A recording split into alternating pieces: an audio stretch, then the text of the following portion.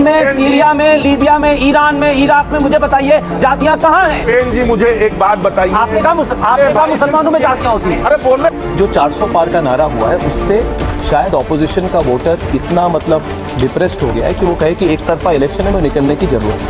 RSS दूसरे तीसरे चरण के बाद बहुत इन्वॉल्व हो गई है। तो जिस सीट पर कांटे की टक्कर है where there is a strong competition, बहुत ज़्यादा स्ट्रॉन्ग कंपटीशन है देश में, वो तमिलनाडु में हो, वो बिहार में हो, वहाँ पे वोटिंग बढ़ी। आज के डिबेट में जो 400 पार कैसे होगा इसी के बारे में बात हुई, जिसमें प्रणव गोस्वामी ने बताया कि तमिलनाडु में कितने ज़्यादा टक्कर है। तमिलनाडु हो गया, हैदराबाद हो गया, मतलब पूरी साउथ इंडियन में बीजेपी टक्कर देने वाली है। और जैसा कि बात डिबेट होती जैसे आगे बढ़ी तैसे मुसलमानों में जाति होती, 20,000 पे आरक्षण की बात होने लगी। तो प्रणव गोस्वामी ने बहुत अच्छा आंसर दिया कि सीरिया में और ईरान में कौन सी जात रहती है, जिस पे काफ़ी तगड़ी बहस हो गई। और आज का डिबेट बहुत अच्छा होने है और आपको ज़रूर देखना चाहिए। और हम स्टार्ट एक तरह से मैंने भी इस चीज़ की एनालिसिस की है कि वोटर टर्नआउट थोड़ी 3-4% कम क्यों थी। तो अगर आप सीधा गणित इसका देखें तो जिस सीट पर कांटे की टक्कर है where there is a strong competition, बहुत ज़्यादा स्ट्रॉन्ग कंपटीशन है देश भर में, वो तमिलनाडु में हो, वो बिहार में हो, वहाँ पे वोटिंग बढ़ी है। और जहाँ बीजेपी कैंडिडेट स्ट्रॉन्ग है, यानी कि देखा जा रहा है कि एक तरह से इतने स्ट्रॉन्ग है कि टक्कर नहीं है, वहाँ पे परसेंटेज घटी है। इससे एक ही अंडरस्टैंडिंग हो सकती है कि जो 400 पार का नारा हुआ है उससे शायद ऑपोजिशन का वोटर इतना डिप्रेस्ड हो गया है कि वो कहे कि एक तरफा इलेक्शन में निकलने की ज़रूरत नहीं है।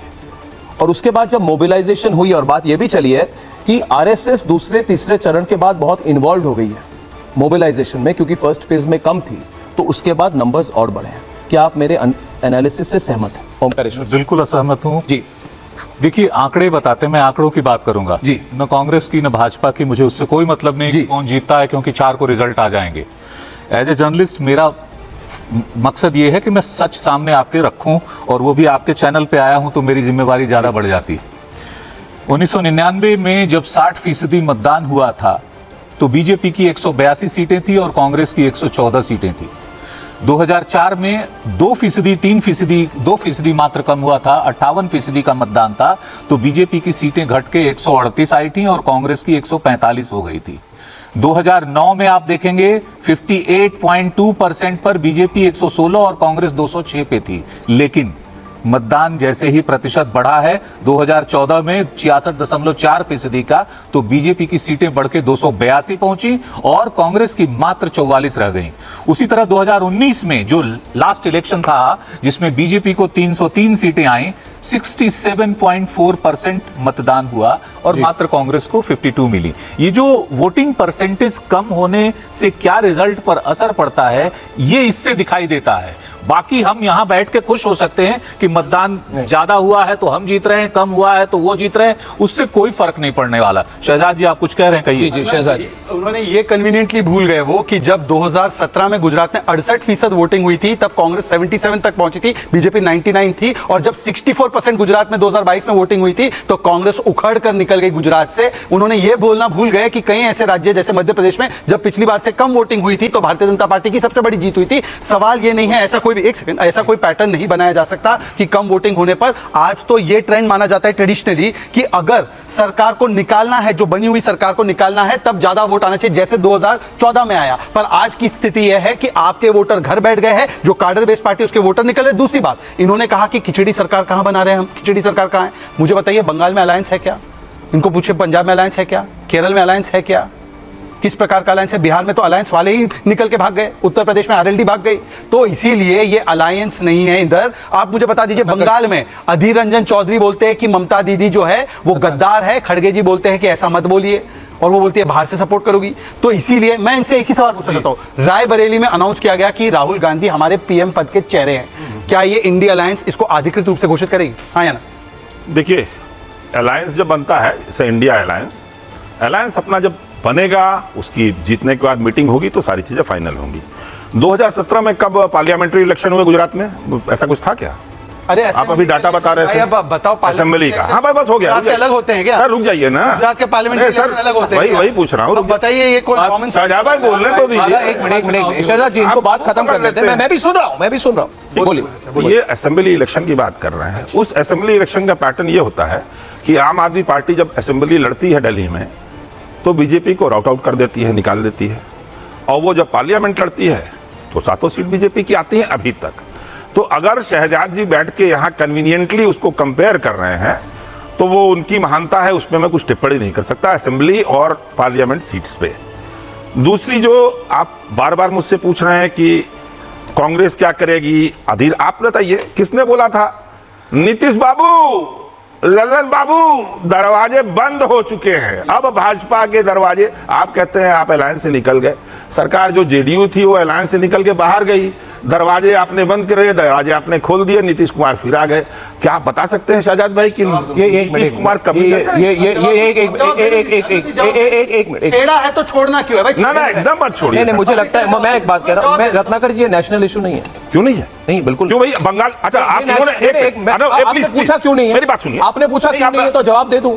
आप रेटोरिकल सवाल पूछ रहे थे, आपने कुछ पूछा मुझे, सर आप मेरी बात तो मैं सुनिए, उसके बाद जवाब दे दीजिए। इन्होंने बंगाल का एग्जांपल दिया, एक मिनट वो दे, इन्होंने बंगाल का एग्जांपल दिया ना ममता बनर्जी, दिया, तो मैंने जेडीयू का एग्जांपल दिया। अब आप जवाब नहीं, ये तो बोलने वाली बात है। देखिए मूल मुद्दा क्या है, मूल मुद्दा क्या है शहजाद जी।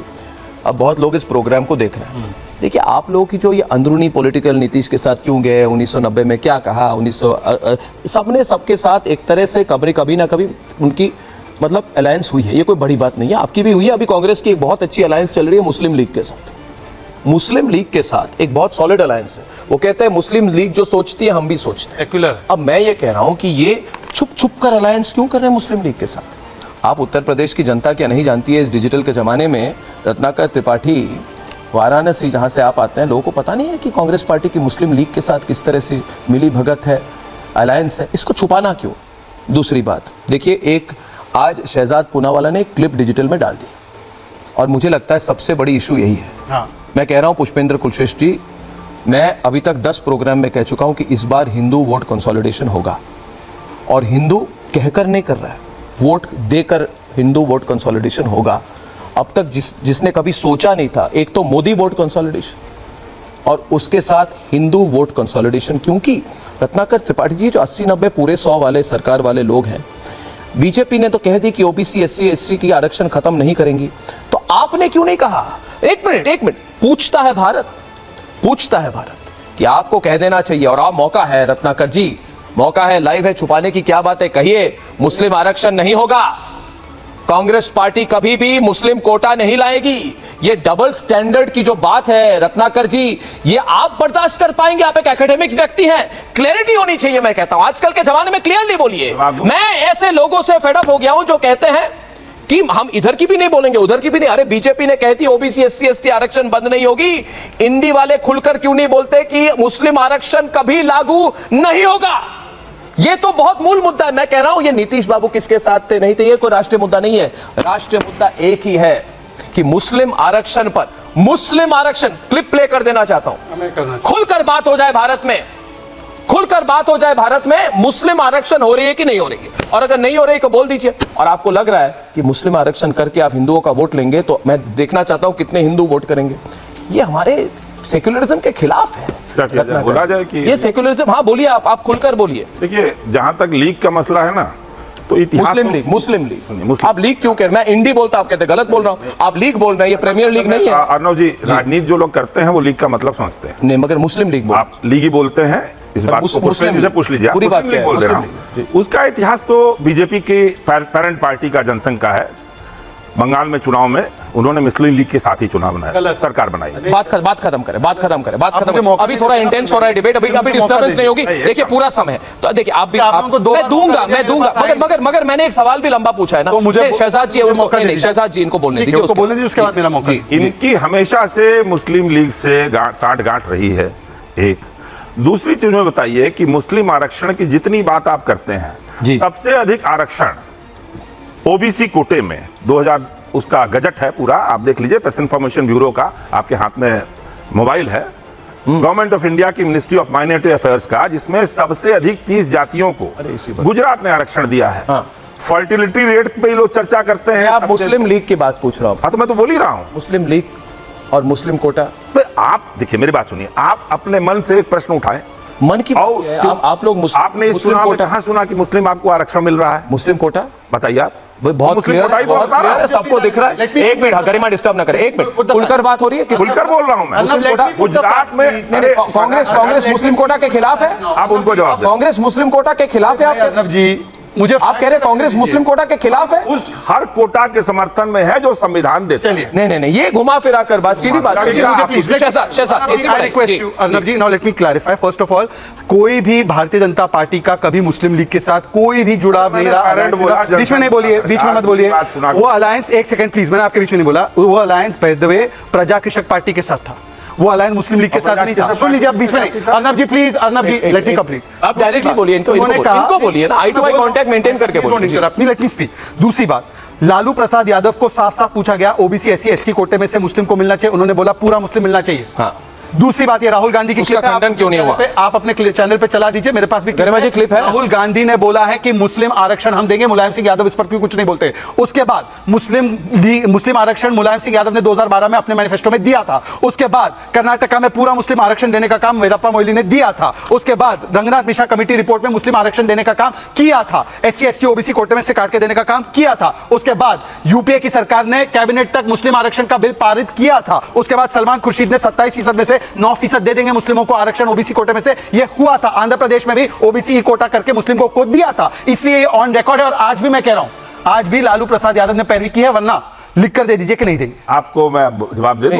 इसको क्लियर करना। अरे क्लियर कर दिया मैंने भाई। मैं कह रहा हूं गुजरात 30 जात को मुस्लिम फैक्चुअल, इट्स रॉन्ग। बंगाल ने 118 जातियां मुसलमानों की जिनको आरक्षण दिया गया, एनसीबीसी ने उस पर आपत्ति जताई। तो ये झूठ बोलना बंद करे। गुजरात में कोई मोदी जी की सरकार ने, भाजपा की सरकार ने नहीं किया था, प्लीज।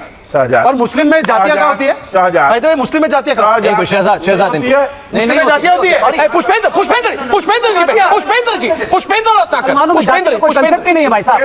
Ji 1 versus 1।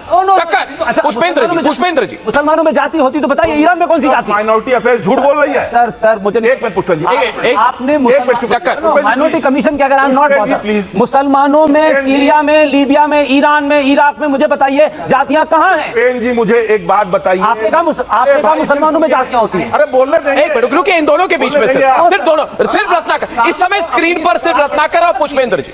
मुसलमानों में आपने कहा जातियां। मैं गवर्नमेंट ऑफ इंडिया की बात कर रहा हूं। मुसलमान रुक जाइए ना, अब इन दोनों की क्या करती नहीं करती? गवर्नमेंट ऑफ इंडिया की गवर्नमेंट ऑफ इंडिया की बात ही नहीं कर रहा। ऑब्जेक्ट कीजिए। गवर्नमेंट ऑफ इंडिया की बात नहीं कर रहा। आपने कहा मुसलमान इस्लाम में। बोल रहे तो मैं बोलूंगा। आपने गलत बोला। बोले अच्छा, मैं एक मिनट आप बोल रहे रत्नाकर जी, उसके बाद मैं आ रहा हूं आपके पास सीधे। आपने ये कहा कि मुसलमानों में जातियां होती, आपने पूछा मुझसे इस्लाम में, आपने मेरी तरफ इशारा कर कन्विंस हो जाती है। मैं बता रहा हूं, आप कन्विंस गलत है। आप बोलिए। इस्लाम में जाति का कंसेप्ट ही नहीं है। बोलिए आप। पूरी दुनिया में कई जाति नहीं, इस्लाम में सिर्फ 2 ही फिरके हैं, एक शिया है और एक सुन्नी है। उसके अलावा बाकी सारे जो आपको नजर आते हैं, ये ड्रामा हिंदुस्तान में है। यहाँ पसमानदा है, यहाँ अंसारी है, यहाँ शेख है, यहाँ कुरैशी है। जो कन्वर्ट अपर क्लास से हुए वो कुरैशी सैयद हो गए, जो नीचे के हुए वो अंसारी हो गए। तो उसमें जाति नहीं है, इस्लाम में जाति नहीं है, इस्लाम की थ्योरी के खिलाफ। बोलने तो मुझे रत्नाकर जी, मैं आपको अब मेरी बात नहीं, आप ही बोलेंगे। नहीं, एक ही बात बोलेंगे। इंसल्टिंग इस्लाम। अगर आपको इस्लाम से प्यार है कि ये कहते हैं कि मुसलमान, एक मिनट रुकिए, तो आप दोनों भड़क पड़े इनको। ठीक है, मुश्किल है। एक मिनट, 2 वर्सेस 1। शाहजहां पूना वाला है। मुसलमान, मुझे बोलने दीजिए। मुसलमान मिलना मुश्किल है। जैसे पसमानदा मुसलमान को होता तो आपको खड़ा कर देता। बोलिए। आप इस्लाम की इंसल्ट कर रहे हैं। मुसलमान होने का क्या बात कर रहे हैं? मुझे बोलने दीजिए ना। आप इनको बोलिए। एक मुसलमान होने के नाते सख्त आपत्ति करता हूं कि उन्होंने कहा इस्लाम में जातियां। इस्लाम यह मानता है कि पूरे मुसलमान एक कौम है, एक थाली में खाना खाते हैं। तो इसीलिए क्लास वर्गीफिकेशन होना यह अलग बात है। मुस्लिमों में जाति है, इसके लिए इनको माफी मांगनी चाहिए। मुस्लिम समाज का अपमान किया है इन्होंने। ओमकारेश्वर जी को भी डिबेट। एक मिनट मैं एक बात पूछना चाहता हूं दोस्तों, क्या जरूरत थी इंडी गठबंधन की मुस्लिम कोटा पे इस तरह से अड़ जाने की? आप मुझे आप अगर कहेंगे कि ये मामला हमने लिखा नहीं है मैनिफेस्टो में, इन्होंने इंटरप्रेट कर लिया। बात सुनिए, पहले खंडन कर क्लैरिफाई करने जी। गवर्नमेंट ऑफ इंडिया की मिनिस्ट्री ऑफ माइनॉरिटी अफेयर्स का गजट है, through press information bureau Muslim minority quota in other backward caste, OBC class है, ओबीसी क्लास होता है। Other backward caste. ये इस्लाम ने नहीं बनाई है, ये सरकार ने बनाई है अपनी सुविधाओं के पुष्पेंद्र जी, हम लिए। इस्लाम पे बात सही कर रहे हैं, कास्ट नहीं कर रहे हैं। There's a lot हम of- बता रहे हैं, कास्ट आप अलग चीज उसको है, चेक जाति अलग चीज है सर। पुष्पेंद्र जी मुझे बोलने दीजिए, अदर बैकवर्ड क्लास। ठीक है।